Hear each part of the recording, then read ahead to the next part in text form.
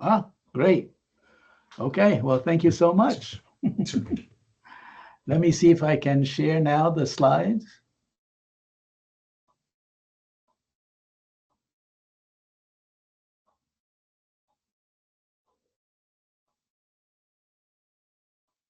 Rafa, can I hit this X here?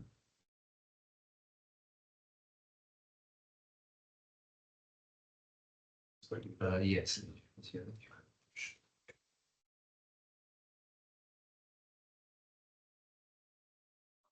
Ah, do you see it? Yes. Okay, let's see if I can do the slideshow.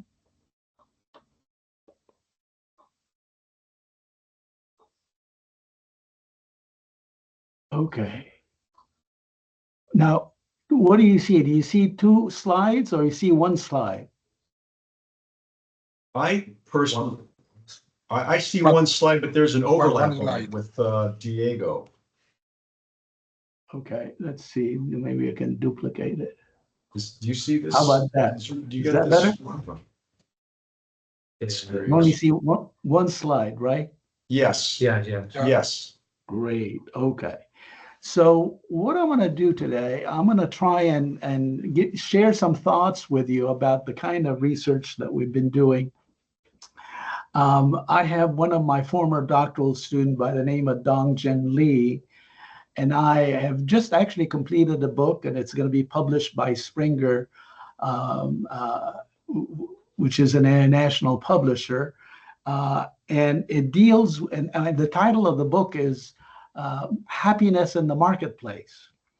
And what I'm going to share with you is just one chapter in that book to give you an idea, give you a flavor of what we call consumer well-being research and the kind of research that we do in that context. So again, the title of this presentation is Integrating Research on Purchase Happiness. So the focus is on purchase. Now, in the context of consumer well-being, the kind of research that we've been doing deals with all kinds of activities in the marketplace, not necessarily purchase. I mean, what we do in the marketplace, we just don't buy. We buy things like purchase. What we do is we seek information about products and services. What we do is we shop around. We um, we end up buying stuff. Okay, that's purchase. But before, after we buy stuff, we prepare the stuff and we assemble the product, for our personal use. Um, um, we consume the product. We uh, After that, the product breaks down and it needs servicing and repair. So we do that. Um, we also try and get rid of, dispose of the product. We trade it in. Um, we engage with many companies in terms of a whole bunch of things from warranties and complaining behavior. So we do a lot of things in the marketplace, right? Uh, there is so much research on happiness related to different aspects or different activities in the marketplace. I'm just going to be focusing on integrating research on purchase happiness. So though it's only one chapter in the book, and the book is something like 500 pages. So this this presentation is based on a paper that we submitted to Applied Research and Quality of Life, and it is being reviewed as we speak. And it's called Integrating Research on Purchase Happiness, Predictors, Mediators, and Moderators. Now, let me start out with giving you an understanding of what happiness is, at least in the way we talk about it, the way we construe it, the way we do research with that construct. And happiness in quality of life studies can be construed at different levels of analysis, from the very micro to the very macro. And the very micro, I mean, you can actually talk about happiness in the context of neurotransmitters, or at least at the neurological level, where we can talk about neurotransmitters such as dopamine, serotonin, endorphins, oxytocin, and cortisol. These are different types of neurotransmitters that ultimately gives people the feeling of joy, happiness, euphoria. And cortisol, on the other hand, is a stress hormone. It acts exactly the opposite. It's kind of interesting in marketing. There's actually a movement, or now a field of study, dealing with neuromarketing that deals with it captures consumer responses at the neurological level. So again, conceivably, we can capture happiness, or purchase happiness, or consumer happiness at the neurological level. But at least in the context of purchase happiness, we haven't done that. But at least I'm just telling you that there is a possibility that this can be done in the future. At the next level, we talk about the next level being emotional level, which is, the concept of happiness is construed in terms of positive and negative emotions. How you feel, whether you're angry, whether you're sad, whether you're depressed. Now, these are negative emotions, but positive emotions would be, again, elation, joy, and again, happiness, and so forth. These are more positive emotions. Then you can move up to a different level, which we call it the cognitive level, where people make judgments, satisfaction judgments. And people make satisfaction judgments in terms of different life domains. So in the context of life domains, we have our family life, we have leisure life, we have work life, we have community life, we have cultural life. There's so many different life domains, and psychologically what we do is we segment those affective experiences in those life domains, and we make judgments about how do we feel about, for example, our social life. People can make those kinds of judgments, so it's a cognitive judgment. Then again, at a higher level of analysis, we talk about life satisfaction. Life satisfaction is something a little bit more superordinate, where I can ask you, how do you feel about your life at large, or in general? And many people, actually most people, can say whether they're satisfied or dissatisfied with their life. So again, that would be a happiness at what we call the metacognitive level. Then we have this concept of eudaimonia, which is construed at the developmental level. Here we're talking about things like whether people feel not only satisfied with their lives, but their lives have personal meaning. They experience personal growth and development. They feel that they have mastery over their destiny, over their environment, that kind of thing. So eudaimonia focuses at the individual level, where it captures some of the positive traits, some of the personality traits that seems to reflect what Aristotle, way back in the Greek philosopher, talked about it as eudaimonia being the good life.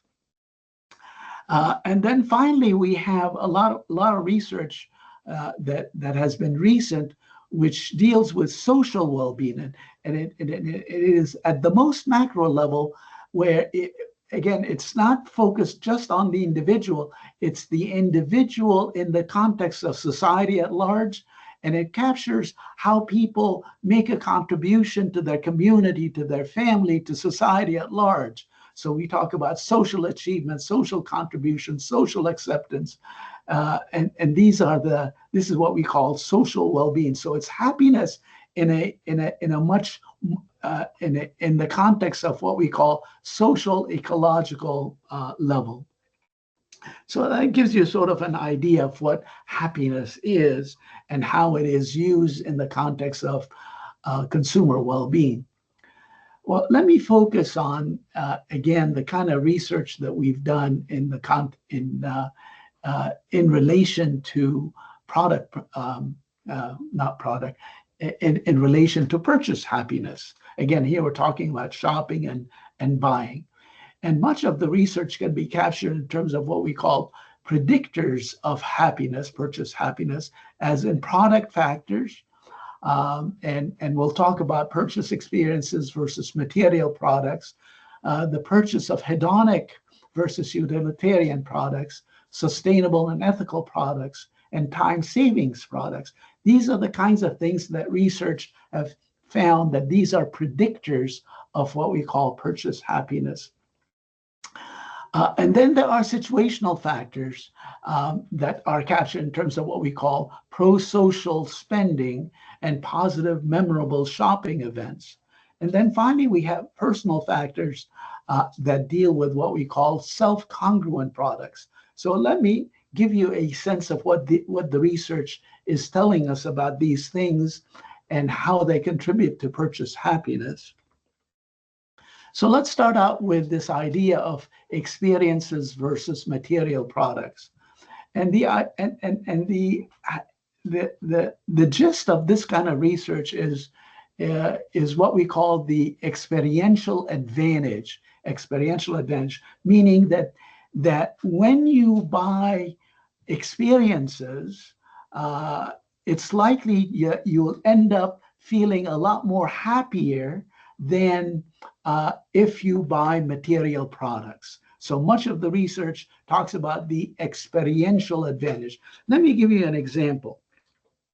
Let's say if you're buying clothing, you go to the store or department store and you buy clothes versus doing something like you go to a restaurant and eat a nice meal with your friends.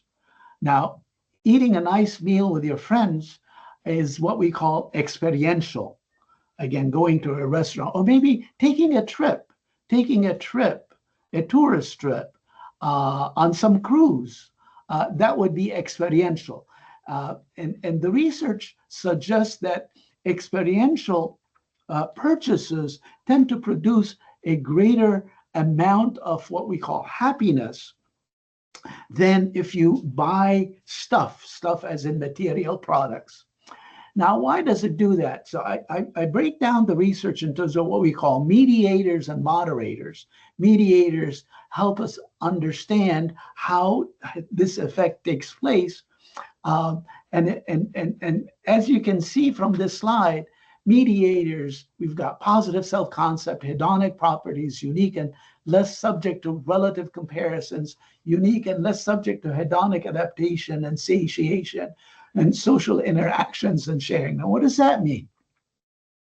That means when you buy experiences, as if, for example, you go to a restaurant and have a nice, good meal with your friends, or maybe you go on a cruise, or you go on or you travel to Paris, for example,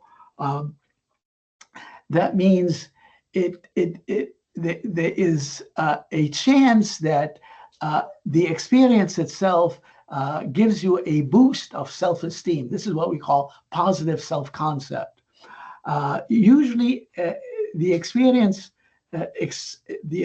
itself has what we call hedonic properties. There are things that are likely to generate a lot more pleasure than if you buy, if you buy a kitchen appliance, if you buy a refrigerator, it's not likely that these material products would give you the kind of hedonic boost. The hedonia meaning that, again, it's feelings of positive feelings, positive emotions, feelings of pleasure. That's what we're talking about in terms of hedonic properties. It also does that because when you're buying stuff, meaning material products, people tend to make comparison between one brand and another and highlight the negative aspects of one brand in relation to another. So when people make comparison shopping, it's very likely that, again, some of it involves negative emotions. But when it comes to taking a trip or experiencing something, um, it's people don't make those kinds of comparisons, and therefore there is no room for what you call negative emotions as much as if you're buying material product. And the same thing can be said in relation to what we call hedonic adaptation and satiation, meaning that if if you go on a trip, for example, it's not likely that you will adapt to it, meaning that when you have repeated experiences, you adapt to it, and therefore it doesn't necessarily generate as much positive emotions as if you, for example, you go on a trip or you go to a restaurant for a good meal, that kind of thing. There's less of a chance of what we call hedonic adaptation and satiation too. And finally, again, the research indicates that the reason why experiential purchasing generates a lot more positive emotions is because it's very likely that you interact with others, and the social interactions and the sharing of the experience tends to again make quite a difference in generating a lot more positive emotions than buying a material product. Now, in each one of these, there are a whole bunch of moderators, and I don't think I'm going to have time to talk about those moderators. So let me skip, and if we have time at the end, maybe we'll come back to those to the research dealing with the moderators. So let's focus on the second predictor, which is hedonic versus utilitarian product. Okay. So again, the happiness effect of purchasing hedonic versus utilitarian products. What do we mean by hedonic product versus a utilitarian product? Let me give you an example. Let's say you buy a car, an automobile, and you buy it for one reason only, and that is it's going to transport you from A to B, from one place to another, and that's all you want the automobile to do. It has a utilitarian person to transport the driver and the passenger from one place to another. That's what we call a utilitarian product. But on the other hand, if you buy something like a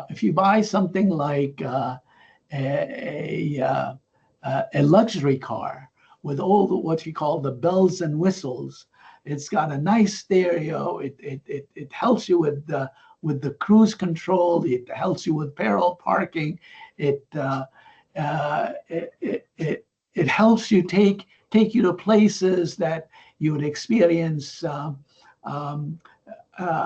Places like hiking and all of these things tend to generate quite a bit of what we call arousal, pleasure, and engagement. And it has, again, emotional and social and epistemic value, epistemic meaning knowledge. And then the hedonic product, as in cars with the bells and whistles, tend to contribute to satisfaction in different life domains, whether it's the social life or work life or leisure life or family life. Because of its hedonic nature, all the bells and whistles in the product, it tends to generate a lot more happiness than than a product that is strictly utilitarian. Now, give you another example. Your mobile phone. Your mobile phone. Some people would have just a mobile phone just for the fact that will allow them to call, and it's got no bells and whistles in it. Nowadays, most mobile phones allow you to take pictures, allows you to play games, allows you to not only to connect with others and on social media and on. So many things that mobile phones can do. This is what we call a hedonic product. It doesn't only serve utilitarian function, but it has hedonic properties. And again, those types of products tend to generate quite a bit of happiness in consumers' life. So I'm going to again skip the moderators, and maybe we'll be able to come back to those. Another type of predictor that the research has indicated is that happiness comes with the purchase of sustainable and ethical products. Now, what is a sustainable ethical product? It would be something like I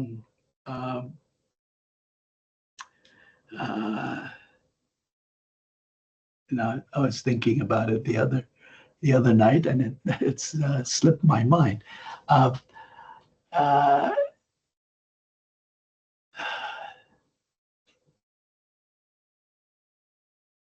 Sustainable and ethical product. How about an electric car? Yeah, that's what it is. An electric car. Now, an electric car, a small electric car, is sustainable and an ethical product in the sense that it serves not to use fossil fuel, meaning gasoline, and therefore it helps the environment. That is a sustainable and ethical product.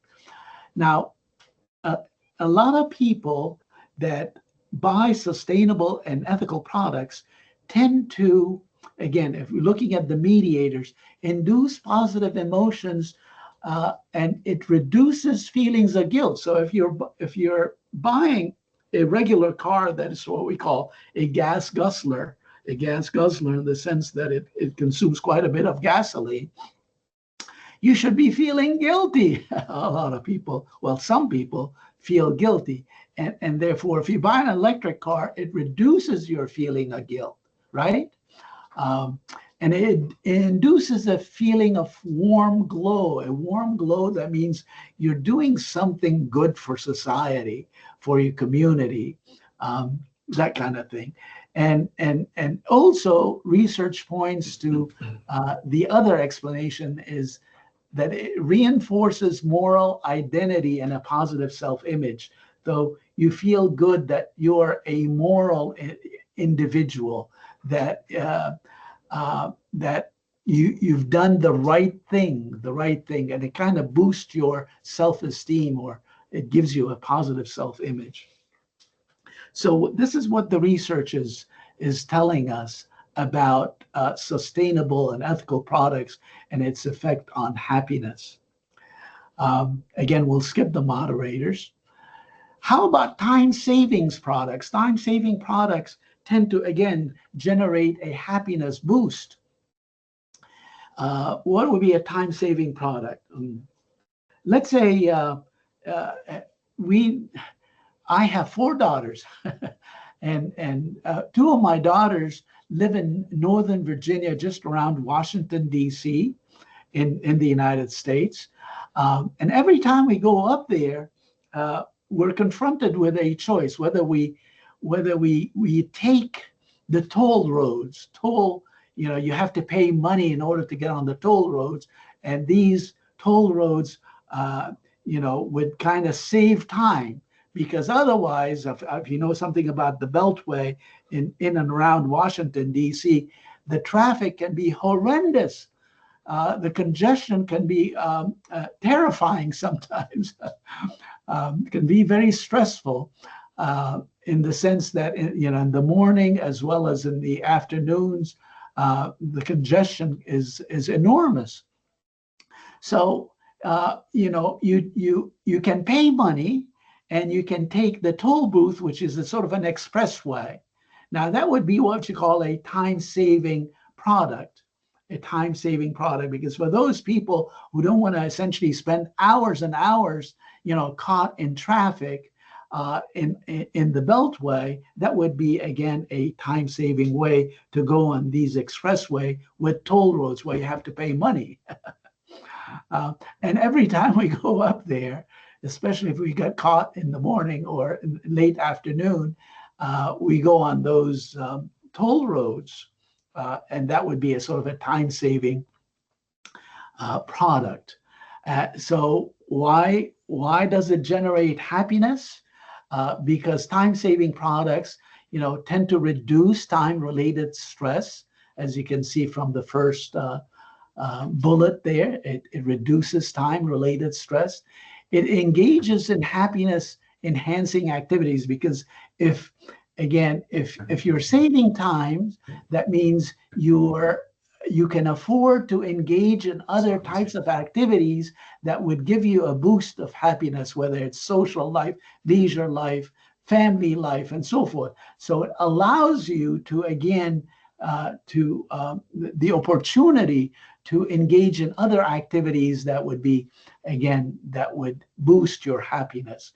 And another explanation is that it reduces work-life conflict. Again, if you're familiar with the literature on work-life balance, there's so many people, especially, again, professionals, especially people like us, we're constantly experiencing what we call work-life conflict, because what we do at work sometimes takes away from other activities that are needed and demanded in, let's say, family life and social life, community life, and so forth. So having a time-saving product allows you to reduce work-life conflict. And that's how it generates this, what we call happiness effect. Now, let's focus on situational factors. Situational factors, and the one that we want to start talking about is what we call pro-social spending. What is pro-social spending?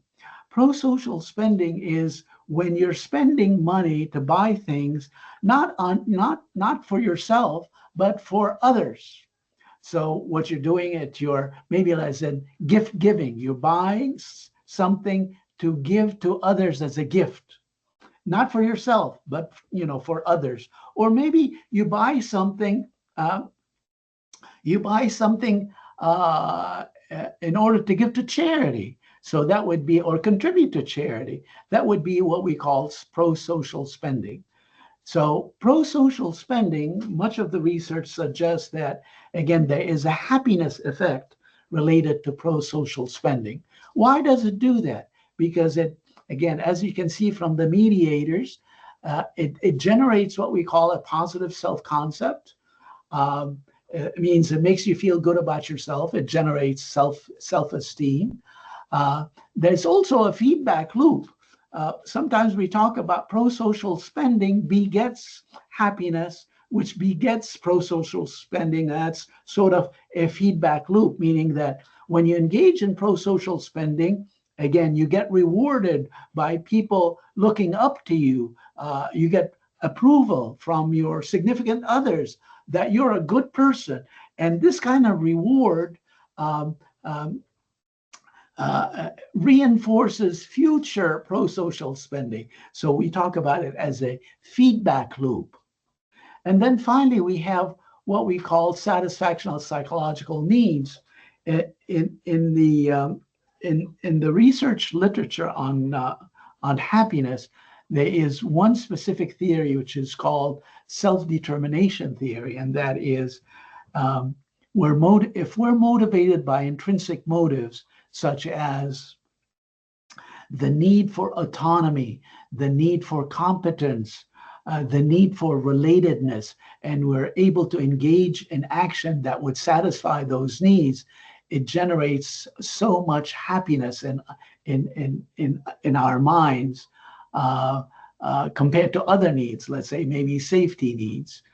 Safety needs doesn't do much in terms of because they're much more biological in nature rather than psychological nature. So autonomy, competence, and relatedness tend to be, again, psychological needs. And if we meet those needs, then we tend to experience a great deal of satisfaction that reflects this happiness boost. Again, we'll skip the moderators. Another type of predictor based on the research is what we call positive, memorable shopping events. Now, what are these?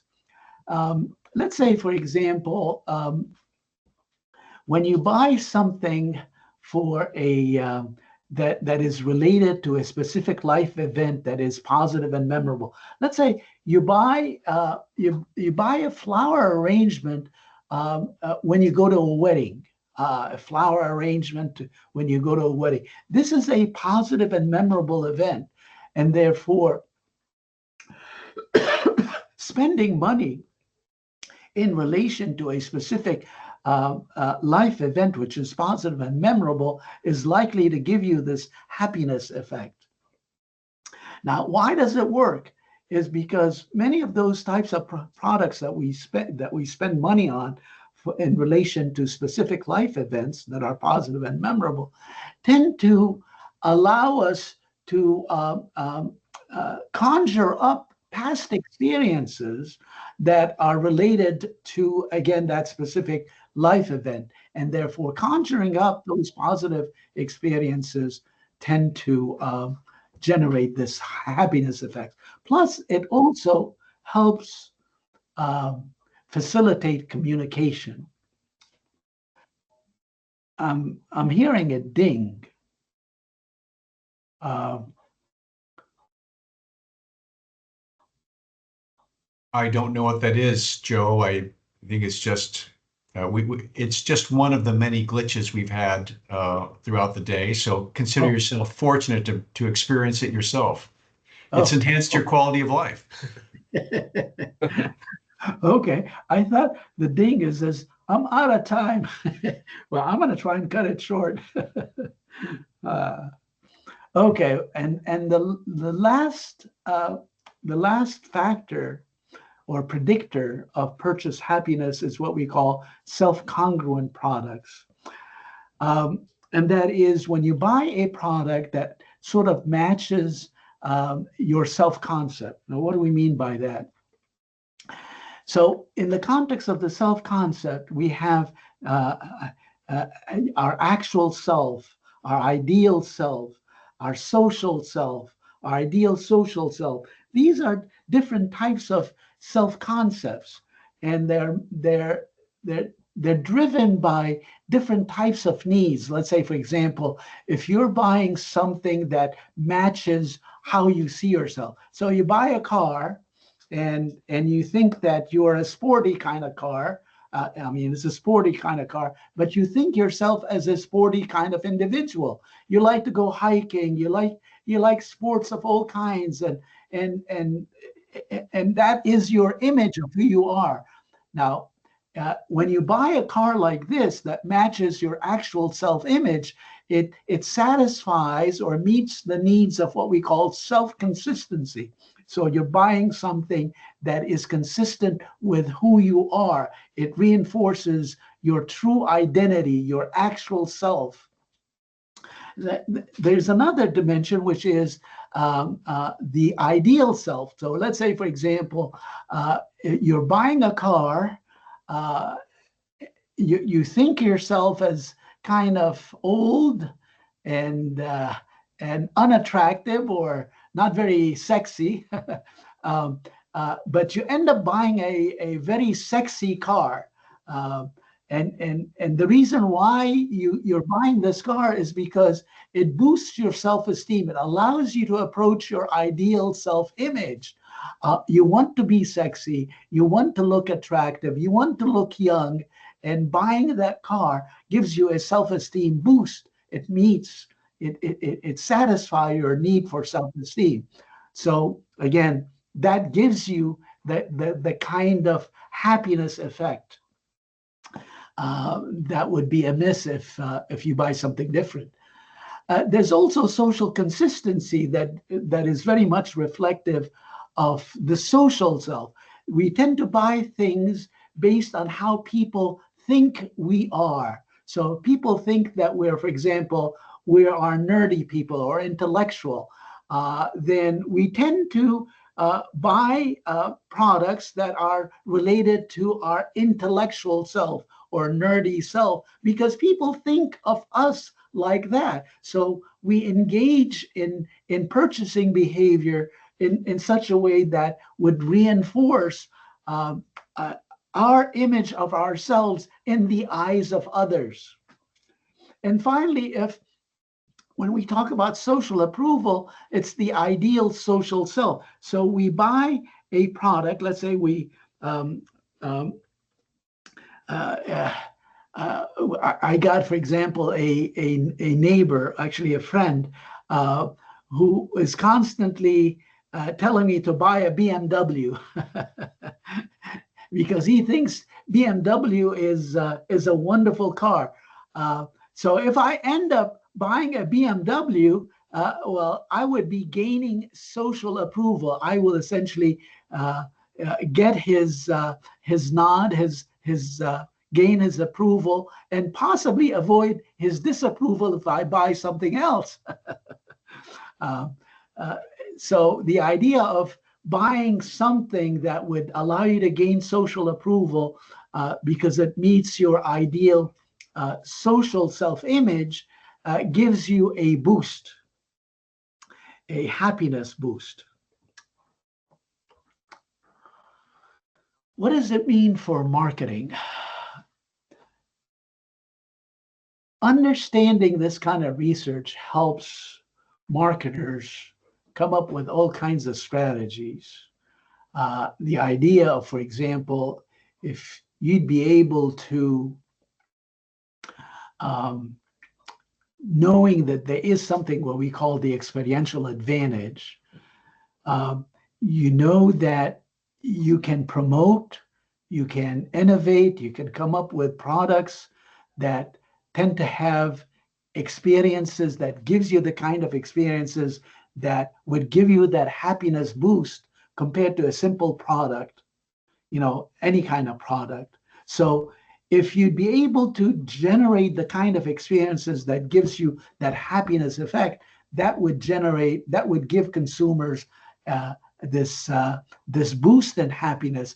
And ultimately that boost in happiness again, serves consumer well-being. It enhances consumer well-being. And also, if you have consumers that ultimately would experience happiness, they're very likely to become loyal, to buy your product over and over again, or buy your experiential trip, for example, over and over again, because again, it gives them that happiness boost.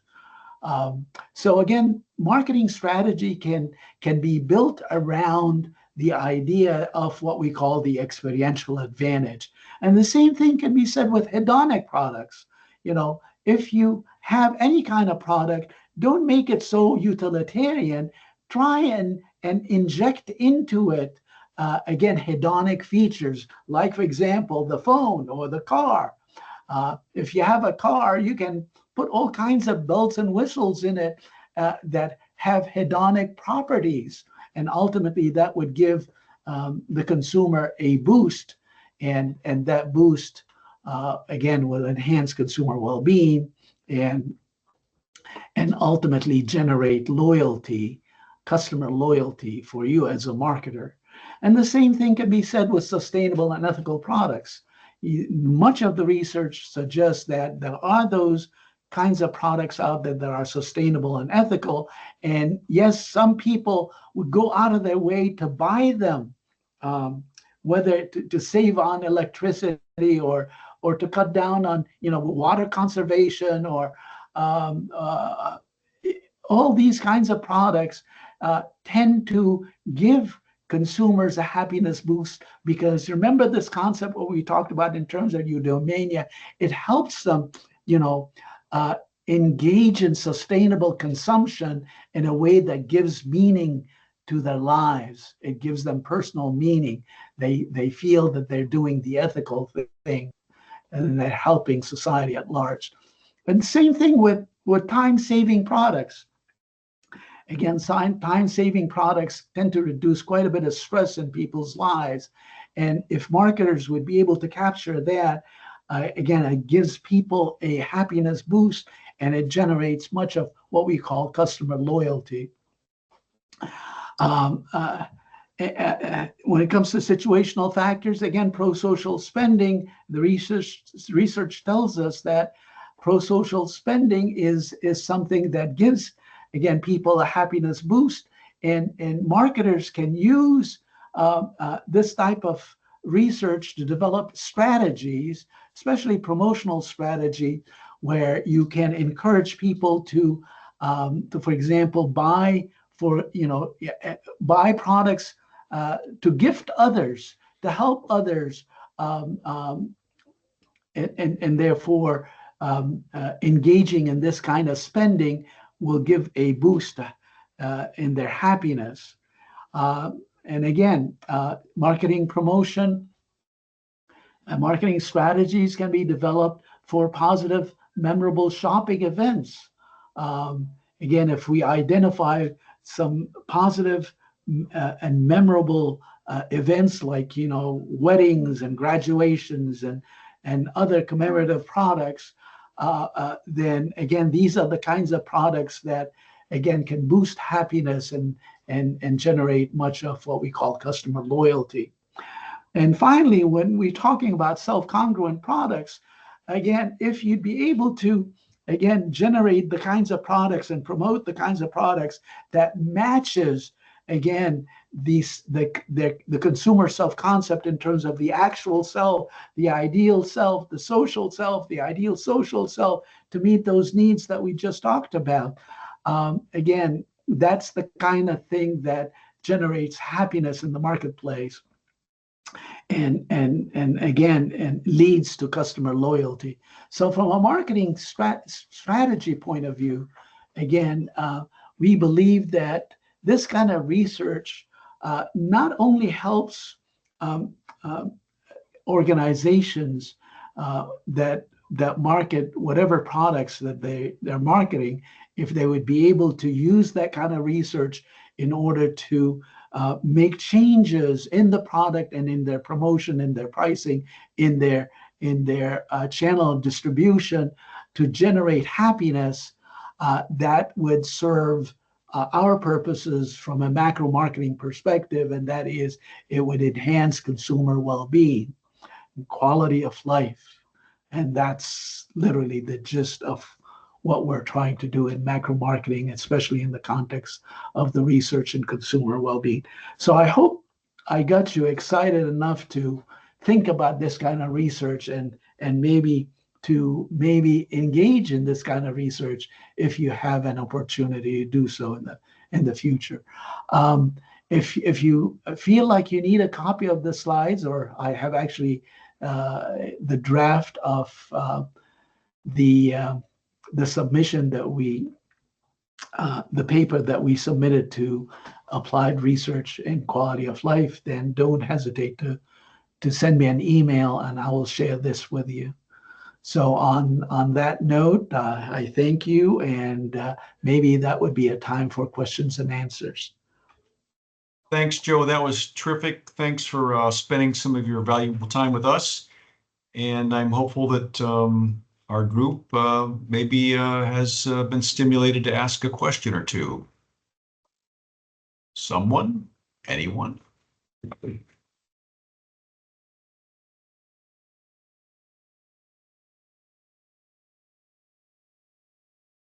Audentes fortuna iuat. Fortune favors the bold. Okay, I will stop sharing the slides. So I don't think I'm going to need them anymore. Oh, I guess I can. This has to be from your end. Let's see if we can do that. Yeah. Rafa, what do we want to do here? There's Serena has her hand up. Serena, please go ahead. Yeah, I take the chance to do a reflection with you. I'm working on innovative finance, and one part of of this kind of fund is merging like typical traditional finance with philanthropy. And fundraising. So like many of the input you said before in your presentation are really important, no? I'm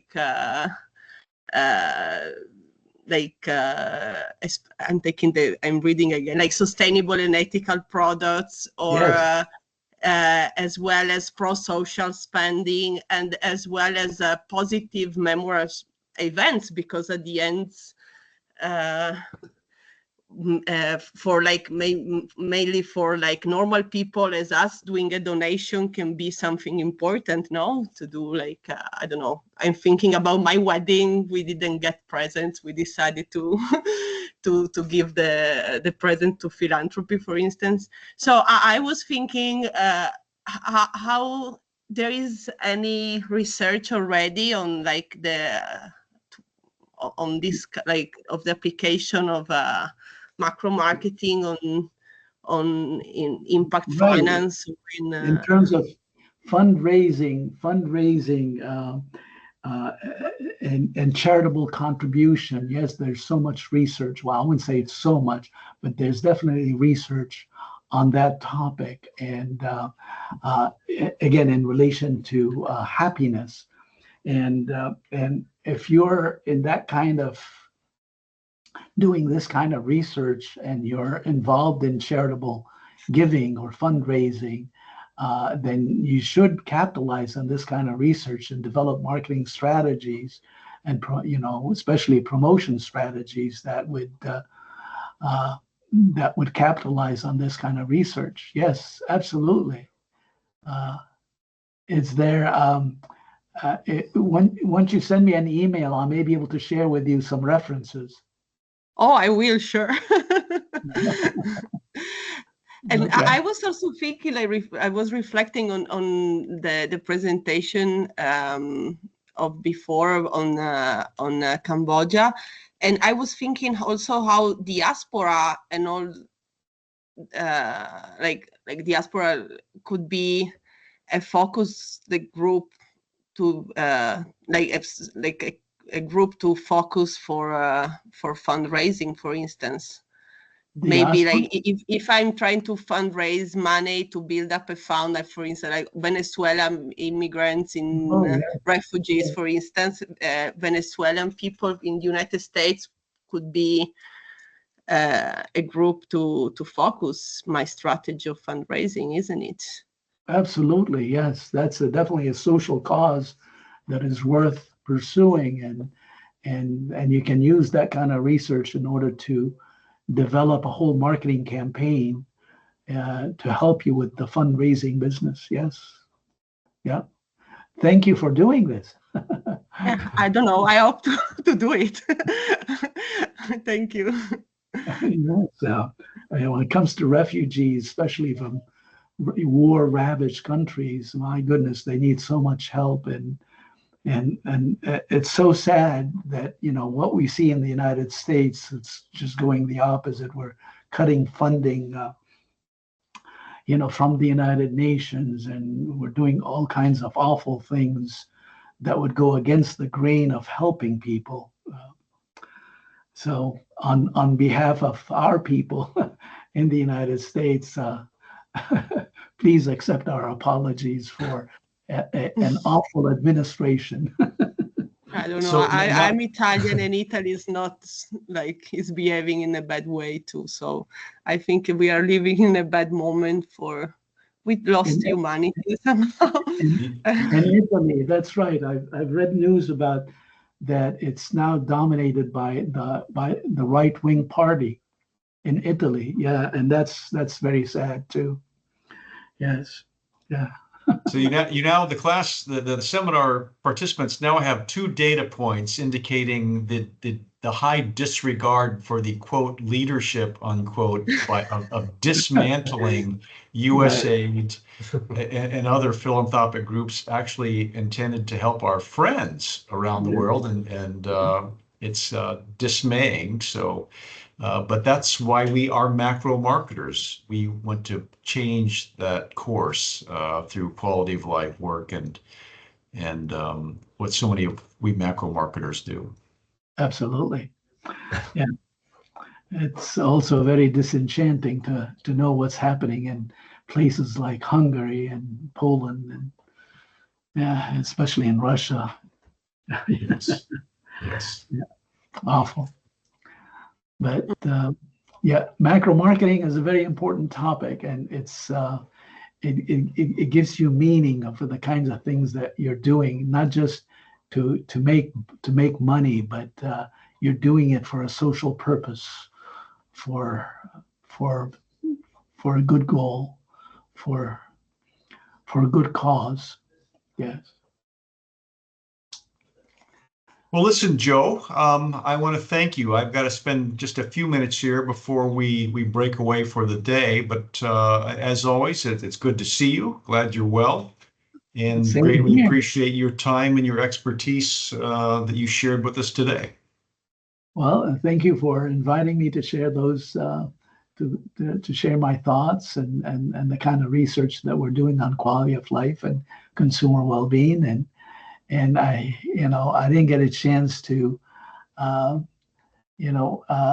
acquaint myself with every individual on the panel, but I wish you good luck, and again, if you need any kind of resources or references or what have you about quality of life and consumer well-being, don't hesitate to get in touch. Okay? Okay. Thanks, Joe. You're very welcome. Bye-bye. Professor Sergi, on behalf of our university, I want to sincerely thank you for sharing your valuable insights and the latest research about integrating research on purchase happiness. And we truly appreciate you taking the time to join us online. Wishing you continued success in your work and look forward to future chances to collaborate. Thanks again. You're very welcome. And thank you for allowing me to do this. So, okay. So All right. Take care, Joe. Okay. Bye now.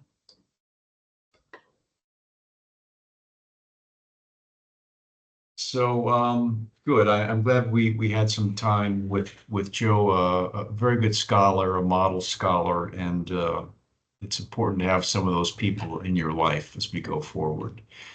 And like I believe all macro marketers, he was sincere when he said, if you have a question, if you want some information, if you want some citations, send him an email. Send me an email. Happy to work with you and help you become the kind of scholar you want to be. So we're just about wrapping up with our time. I want to recalibrate what we want to do on Thursday. So I will try to wrap up the Cambodia presentation, which has some key learning points and takes a very sad story and ends on a very positive note, and the power of macro marketing to change entire countries and regions and to help people. Secondly, I want to spend some time on the art and the science of taking your scholarship from an idea to an article to a published article in a reputable journal. That is so important, and I'm going to share with you lessons learned on my journey. From an editor's perspective and an author's perspective and a reviewer's perspective, because I've served in all those roles. And I also want to have some time at the end of this. We've given you some slides with an exercise in it. I know that the questions framed in the exercise can be overwhelming. So this is really more about embracing the Jesuit tradition of reflecting at the end of this seminar. So work through those, and I'm going to ask all of you to just share some thoughts on some of those questions that are listed in the exercise that we sent to you. But if those, for whatever reason, don't resonate with you, I want you to try to answer 3 questions. And as I think I said to you in my introductory remarks, a mentor of mine long ago said this to me. He said, every great research project starts with 3 questions. What is the research question or issue you intend to study? If you can't articulate that, well, you aren't going to get much further. Why is it important? Why is the question or why is the issue important? And thirdly, what is your contribution to a solution or at least some useful insight when you have completed your research? And be able to answer those 3 questions, at least to start whatever it is that you're interested in terms of potentially a dissertation. I will also ask you to just think about the experience. What was a key takeaway from the seminar that gave you pause, that made you think about what you want to be as a scholar? Maybe this maybe this introduced you to macro marketing, made you compelled to do macro marketing research, or it motivated you to focus on micro marketing. You decided this is really not of interest to me at all. Either way, you have learned something and you will be a better scholar going forward. So you are growing your universe of concepts, tools, methods. And at the end of the day, as again, there's another mentor said to me, and I discovered on my scholarly journey, only you can decide what kind of scholar you want to be and what you want to study and the contributions you want to make. So you're now at the level of study in your academic careers where there's actual genuine respect from people like me and Professor Arake. We want to see you grow. We want to be sounding boards. We want to nurture you. But now you're in the process of finding your own way. So asking these questions, reflecting, should be useful to you. Okay, so thanks for a good day, and I look forward to seeing you again Thursday at 3:30. Okay, and be prepared to speak. I didn't get when is the deadline for the exercise? The deadline is Thursday. Okay. Yes, that as it happens, that was a very good question.